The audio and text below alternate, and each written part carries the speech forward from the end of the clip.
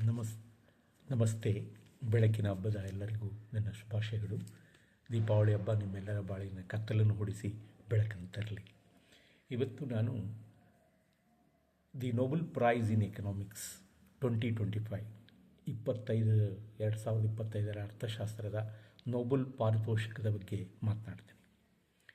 1969ರಲ್ಲಿ ಅರ್ಥಶಾಸ್ತ್ರದಲ್ಲಿ ಪ್ರಥಮ ಬಾರಿಗೆ ರ್ಯಾಗ್ನರ್ ಫ್ರಿಶ್ ಮತ್ತು ಜಾನ್ ಟಿಂಬರ್ಜಿನ್ ಎಂಬುವರಿಗೆ ಜಾಯಿಂಟಾಗಿ ನೋಬೆಲ್ ಪಾರಿತೋಷಕ ಕೊಟ್ಟರು.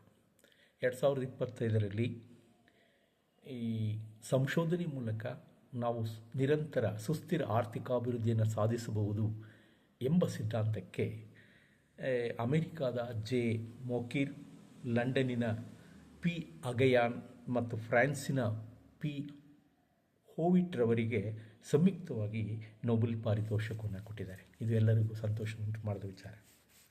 ಜೆ ಮೊಕಿರ್ ಅವರು ತಮ್ಮ ಸಿದ್ಧಾಂತದಲ್ಲಿ ಆವಿಷ್ಕಾರದ ಮೂಲಕ ತಾಂತ್ರಿಕ ಬದಲಾವಣೆಗಳನ್ನು ಮಾಡಿಕೊಂಡು ಆ ಮೂಲಕ ನಾವು ನಿರಂತರ ಆರ್ಥಿಕ ಬೆಳವಣಿಗೆಯನ್ನು ಸಾಧಿಸಬಹುದು ಎಂದಿದ್ದಾರೆ. ತಾಂತ್ರಿಕ ಬದಲಾವಣೆಗಳು ನಮ್ಮ ಮೇಲೆ ಸಾಕಷ್ಟು ಪ್ರಭಾವವನ್ನು ಬೀರ್ತವೆ. ಹೊಸ ವಸ್ತುಗಳ ಉತ್ಪಾದನೆ, ಹೊಸ ವಸ್ತುಗಳ ಬಳಕೆ ಹೆಚ್ಚಾದಂತೆ ಉತ್ಪಾದನೆ, ಉದ್ಯೋಗ, ವರಮಾನ ಹೆಚ್ಚಿ ನಿರಂತರ ಆರ್ಥಿಕ ಬೆಳವಣಿಗೆ ಉಂಟಾಗುತ್ತೆ ಅಂತ ಹೇಳ್ತಾರೆ. ಇದು ಯಾವಾಗಲೂ ಚಕ್ರಾಕಾರವಾಗಿ ತಿರುಗ್ತಾ ಇರುತ್ತೆ ಅಂತ ಹೇಳ್ತಾರೆ. ಮೊಕಿರ್ ಅವರ ಪ್ರಕಾರ ಈ ರೀತಿ ಚಕ್ರಕ್ಕಾಗುತ್ತಿರುವುದರಿಂದ ಜನರ ಒಂದು ಸುಸ್ಥಿರ ಆರ್ಥಿಕ ಬೆಳವಣಿಗೆ ಸ್ಥಿತಿಯಲ್ಲಿ ಜನರ ಜೀವನ ಮಟ್ಟ ಸುಧಾರಿಸುತ್ತೆ, ಜನರು ಗುಣಮಟ್ಟದ ವಸ್ತುಗಳನ್ನು ಬಳಸ್ತಾರೆ, ಜನರ ಜೀವನ ಮಟ್ಟ ಸುಧಾರಿಸಿ ಆರೋಗ್ಯ, ಶಿಕ್ಷಣ, ಪ್ರಗತಿ ಉಂಟಾಗುತ್ತೆ ಅಂತ ಹೇಳ್ತಾರೆ. ಮೊಕಿರ್ ಅವರ ಪ್ರಕಾರ ಜ್ಞಾನದಲ್ಲಿ ಎರಡು ರೀತಿಯಲ್ಲಿರುತ್ತೆ. ಒಂದು ಸೈದ್ಧಾಂತಿಕ ಜ್ಞಾನ, ಇನ್ನೊಂದು ಪ್ರಾಯೋಗಿಕ ಜ್ಞಾನ. ಈ ಎರಡನ್ನು ಒಳಗೊಂಡು ಸಮರಸ್ಯದಿಂದ ಮಾತ್ರ ಅನ್ವೇಷಣೆಗಳು, ಹೊಸ ಹೊಸ ಸಂಶೋಧನೆಗಳು ಉಂಟಾಗ್ತವೆ, ಅದರಿಂದ ತಾಂತ್ರಿಕ ಬದಲಾವಣೆಗಳು ಉಂಟಾಗ್ತವೆ ಅಂತ ಹೇಳ್ತಾರೆ. ಅಂದರೆ ಥಿಯರಿ ಆ್ಯಂಡ್ ಪ್ರಾಕ್ಟೀಸ್ ಇವೆರಡನ್ನು ಒಟ್ಟುಗೂಡಿಸಬೇಕು. ಇದನ್ನು ನಾವು ಈ ಮೊದಲನೇದನ್ನು ಥಿಯರಿ, ಸೈದ್ಧಾಂತಿಕ ಸಿದ್ಧಾಂತವನ್ನು ಪರ್ಸ್ಪೆಕ್ಟಿವ್ ನಾಲೆಡ್ಜ್ ಅಂತ ಕರಿತೀವಿ. ಈ ಎರಡನೇದನ್ನು ಪ್ರಪೋರ್ಷನಲ್ ನಾಲೆಡ್ಜ್, ಸೈಂಟಿಫಿಕ್ ನಾಲೆಡ್ಜ್ ಅಂತ ಕರಿತೀವಿ. ಮೊದಲನೇದು ನೋ ಹೌ ಅಬೌಟ್ ವರ್ಕ್, ಎರಡನೇದು ಸೈಂಟಿಫಿಕ್ ಅಂಡರ್ಸ್ಟ್ಯಾಂಡಿಂಗ್ ವೈ ಅಂತ ಕರೀತಾರೆ.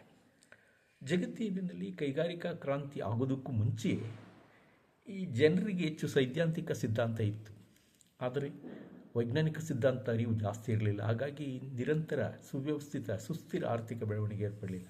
ಆದರೆ 18ನೇ ಶತಮಾನದ ಕೈಗಾರಿಕಾ ಕ್ರಾಂತಿ ಆದ ಮೇಲೆ ಈ ಒಂದು ಪ್ರಾಯೋಗಿಕ ಜ್ಞಾನಕ್ಕೆ ಹೆಚ್ಚು ಉಪಯೋಗ ಬಂತು. ಸೈದ್ಧಾಂತಿಕ ಮತ್ತು ಪ್ರಾಯೋಗಿಕ ಜ್ಞಾನವನ್ನು ಎರಡನ್ನೂ ಕೂಡ ಸಮನ್ವಯಗೊಳಿಸುವ ಸಂಶೋಧನೆಗಳಾದವು. ಇದರ ಫಲವಾಗಿ ಏನಾಯಿತು? ಅನೇಕ ಅನುಕೂಲಗಳು ಉಂಟಾದವು, ಆವಿಷ್ಕಾರಗಳಾದವು, ತಂತ್ರಜ್ಞಾನ ಬದಲಾವಣೆ ಆದವು. ಹಳೆಯದನ್ನು ಬದಲಿಸಿ ಹೊಸತನ್ನು ಅಳವಡಿಸಿಕೊಂಡು ಹೆಚ್ಚು ಲಾಭವನ್ನು ಜನರು ಅನುಭವಿಸಿ ಉತ್ಪಾದನೆ, ಉದ್ಯೋಗ, ವರಮಾನ ಮತ್ತು ಆರ್ಥಿಕ ಬೆಳವಣಿಗೆ ಉಂಟಾಯಿತು. ಮೊಕಿರ್ ಅವರ ಸಿದ್ಧಾಂತದ ಪ್ರಕಾರ ಯಾವುದೇ ದೇಶದಲ್ಲಿ ಈ ಸುಸ್ಥಿರ ಆರ್ಥಿಕ ಬೆಳವಣಿಗೆ ಉಂಟಾಗಬೇಕಾದರೆ ಆ ದೇಶದಲ್ಲಿ 3 ಅಂಶಗಳಿಗೆ ಹೆಚ್ಚು ಗಮನ ಕೊಡಬೇಕು ಅಂತ ಹೇಳಿದ್ದಾರೆ. ಒಂದು, ಮೊದಲನೇದೇನಪ್ಪ ಅಂದರೆ ಆ ರಾಷ್ಟ್ರದ ಎಲ್ಲ ರಾಷ್ಟ್ರ ಮತ್ತು ವಿಶ್ವಮಟ್ಟದಲ್ಲಿ ಸರ್ಕಾರಗಳು ವಿಜ್ಞಾನದ ತತ್ವಗಳನ್ನು, ಸಿದ್ಧಾಂತಗಳನ್ನು ಅನುಷ್ಠಾನಕ್ಕೆ ತರೋಕ್ಕೆ ಅವುಗಳನ್ನು ಪ್ರಾಯೋಗಿಕಕ್ಕೆ ಅಳವಡಿಸಬೇಕು. ಅವುಗಳನ್ನು ಪ್ರಾಯೋಗಿಕ ಅಳವಡಿಸಿ ಅವುಗಳಿಗೆ ಆ ಪ್ರಯೋಗಗಳನ್ನು ಮಾಡೋದಕ್ಕೆ ಹೆಚ್ಚು ಸೌಲಭ್ಯಗಳನ್ನು ಒದಗಿಸಬೇಕು.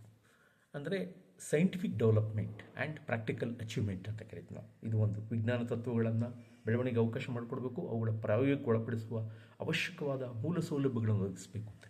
ಎರಡನೇದಾಗಿ ಹೊಸ ಹೊಸ ಉದ್ಯಮ ಸಾಹಸಿಗಳು ಬರೋದಕ್ಕೆ ಅವಕಾಶ ಮಾಡಿಕೊಡಬೇಕು. ಅವರು ಹೊಸ ಹೊಸ ವಸ್ತುಗಳ ಉತ್ಪಾದನೆಗೆ ಅವಕಾಶ ಉತ್ಪಾದಿಸುವಂತೆ ಪ್ರೋತ್ಸಾಹ ಕೊಡಬೇಕು.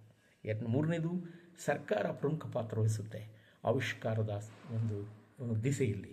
ಏನು ಮಾಡಬೇಕಪ್ಪ ಅಂದರೆ ರಚನಾತ್ಮಕ ಸಾಂಸ್ಥಿಕ ಅಂಶಗಳ ಬದಲಾವಣೆ ಮಾಡಬೇಕು ಸರ್ಕಾರ. ಇಂಗ್ಲೀಷ್ನಲ್ಲಿ ಇನ್ಸ್ಟಿಟ್ಯೂಷನಲ್ ಚೇಂಜಸ್ ಅಂತ ಕರಿತೀವಿ ನಾವು.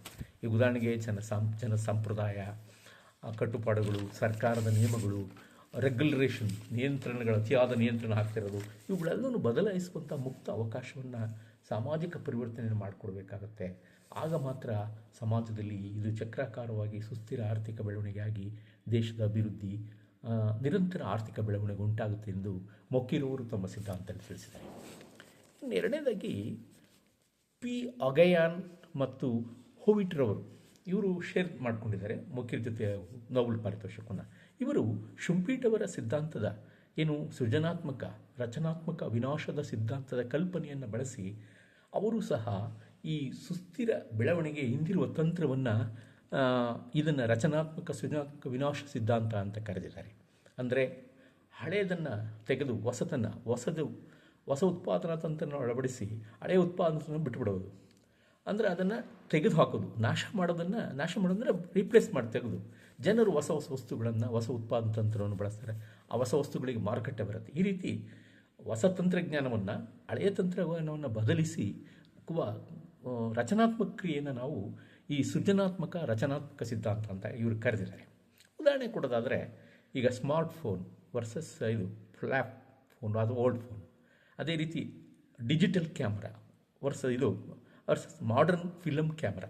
ಹೀಗೆ ಹೊಸದು ಬಂದರೆ ಯಾವುದೇ ಆವಿಷ್ಕಾರ ತಂತ್ರಜ್ಞಾನ ಅದು ಹಳೆಯದನ್ನು ಹೊರದೂಡುತ್ತೆ ಮಾರುಕಟ್ಟೆಯಿಂದ. ಇದನ್ನು ಸಕಾರಾತ್ಮಕ ಬದಲಾವಣೆ ನಾಶ, ಅದು ಸಕಾರಾತ್ಮಕ ಅನುಕೂಲ ಮಾಡಿಕೊಡುತ್ತೆ ಸಂಶೋಧನೆಗೆ, ಅದು ಪ್ರಗತಿಗೆ ನಾಂದಿ ಆಡುತ್ತೆ ಅಂತ ಹೇಳ್ತಾರೆ. ಅಗಯಾನ್ ಮತ್ತು ಹೋವಿಟ್ರವರು ಉದ್ಯಮಗಳು ಈ ರಚನಾತ್ಮಕವಾದ ಬದಲಾವಣೆ ಹಾನಿ ಮಾಡುವಾಗ, ವಿನಾಶ ಮಾಡುವಾಗ ಅನೇಕ ಸಂಘರ್ಷಗಳನ್ನು ಎದುರಿಸಬೇಕಾಗತ್ತೆ. ಮಾರುಕಟ್ಟೆಯಲ್ಲಿ ದೊಡ್ಡ ದೊಡ್ಡ ಉದ್ಯಮಗಳು ಈ ಒಂದು ಸಂಶೋಧನೆ ತಮ್ಮ ಹಿಡಿತಲ್ಲಿ ಇಟ್ಕೊಳ್ತವೆ. ಆಗ ಸಣ್ಣ ಉದ್ಯಮಗಳು ಕಷ್ಟಗಳು ಪಡ್ತವೆ, ಮಾರುಕಟ್ಟೆಯಿಂದ ಹೊರದೂಡಲ್ಪಡ್ತವೆ. ಇಂತಹ ಒಂದು ಪ್ರಸಂಗಗಳು ಏರ್ಪಡ್ತವೆ. ಏಕಸ್ವಾಮ್ಯದ ಲಾಭವನ್ನು ದೊಡ್ಡ ದೊಡ್ಡ ಉದ್ಯಮಗಳು ಪಡ್ಕೊಳ್ತವೆ ಅಂತ ಹೇಳ್ತಾರೆ. ಆದ್ದರಿಂದ ಈ ಒಂದು ಸನ್ನಿವೇಶದಲ್ಲಿ ಉದ್ಯಮಗಳು ಸಂಶೋಧನೆಗೆ ಹೆಚ್ಚು ಪ್ರಾಮುಖ್ಯತೆ ಕೊಡಬೇಕು, ಬಂಡವಾಳವನ್ನು ಹೂಡಬೇಕು. ಆ ಬಂಡವಾಳವನ್ನು ಆ ದೇಶದಲ್ಲಿರತಕ್ಕಂಥ ಜನರ ಉಳಿತಾಯ, ಅವರ ಬಡ್ಡಿದರ, ಮಾರುಕಟ್ಟೆಯ ಪರಿಸ್ಥಿತಿ ಮತ್ತು ಈ ಒಂದು ಇವುಗಳಲ್ಲೂ ನಿರ್ಧಾರ ಮಾಡ್ತವೆ. ಆದರೆ ಹಣಕಾಸಿನ ಪರಿಸ್ಥಿತಿ ಇವೆಲ್ಲವೂ ಕೂಡ ಇದಾಗುತ್ತೆ. ಇವೆಲ್ಲವನ್ನು ಗಮನದಲ್ಲಿಟ್ಟುಕೊಂಡು ಪುನಃ ಈ ಸೈಕಲ್ ಸ್ಥಗಿತಗೊಳ್ಳೋದಕ್ಕೆ ಜಡತ್ವ ಒಂದು ವೇಳೆ ಅದು ಮಾಡದೇ ಇದ್ದರೆ ಈ ನಿರಂತರ ಆರ್ಥಿಕ ಬೆಳವಣಿಗೆ ಸ್ಥಗಿತಗೊಂಡ್ಬಿಡುತ್ತೆ, ನಿಂತುಬಿಡುತ್ತೆ. ಆ ನಿಲ್ಲದಂಗೆ ಮಾಡಬೇಕು ಅಂದರೆ ಏನು ಮಾಡಬೇಕಪ್ಪ ಅಂದರೆ ಇವರು ಪುನಃ ಬಂಡವಾಳ ಹೂಡಿಕೆಯನ್ನು ಹೊಸ ತಂತ್ರಜ್ಞಾನ ಇಂಥದ್ರ ಮೇಲೆ ಮಾಡಬೇಕು, ಆವಿಷ್ಕಾರಕ್ಕೆ ಅವಕಾಶ ಮಾಡಿಕೊಡಬೇಕು, ಸರ್ಕಾರ ಪ್ರೋತ್ಸಾಹ ಕೊಡಬೇಕು, ತಾಂತ್ರಿಕ ಬದಲಾವಣೆಗಳಾಗಬೇಕು, ಹವಾಮಾನದ ವೈಪರೀತ್ಯದ ಬದಲಾವಣೆ, ಪರಿಸರ ಮಾಲಿನ್ಯದ ಬಗ್ಗೆ ಗಮನ ಕೊಡಬೇಕು. ಮತ್ತು ನೈಸರ್ಗಿಕ ಸಂಪನ್ನು ಸರಿಯಾಗಿ ಬಳಸ್ಕೊಂಡು ಉದ್ಯಮಗಳು ಹೊಸತನವನ್ನು, ಹೊಸ ಉತ್ಪಾದನಾ ತಂತ್ರವನ್ನು ಅಳವಡಿಸಿಕೊಂಡು ಹಳೆಯದನ್ನು ಬದಲಿಸಿ ಹೊಸ ಉತ್ಪಾದನಾ ವಿಧಾನವನ್ನು ಅಳವಡಿಸಿಕೊಂಡು ನಿರಂತರ ಆರ್ಥಿಕ ಬೆಳವಣಿಗೆಯನ್ನು ಸಾಧಿಸಬೇಕು ಅಂತ ಹೇಳಿ ಈ ಅಗಯಾನ್ ಮತ್ತು ಹೋವಿಟ್ರವರು ತಿಳಿಸಿದ್ದಾರೆ. ಇವರಿಬ್ಬರ ಸಿದ್ಧಾಂತವನ್ನು ಕೂಡ ಒಂದು ಉದಾಹರಣೆ ಮೂಲಕ, ತಾಂತ್ರಿಕ ಐತಿಹಾಸಿಕ ಉದಾಹರಣೆ ಮೂಲಕ ನಾನು ತಿಳಿಸೋದಕ್ಕೆ ಇಷ್ಟಪಡ್ತೇನೆ. ಉದಾಹರಣೆಗೆ 17ನೇ ಶತಮಾನದಲ್ಲಿ ಸ್ಟೀಮ್ ಇಂಜಿನನ್ನು ಕಂಡುಹಿಡಿದರು. ಈ ಸ್ಟೀಮ್ ಇಂಜಿನ್ನ ಪ್ರಯೋಗವನ್ನು ಫಲವನ್ನು ರೈಲ್ವೆ ಇಲಾಖೆ ಪಡ್ಕೊಳ್ತು.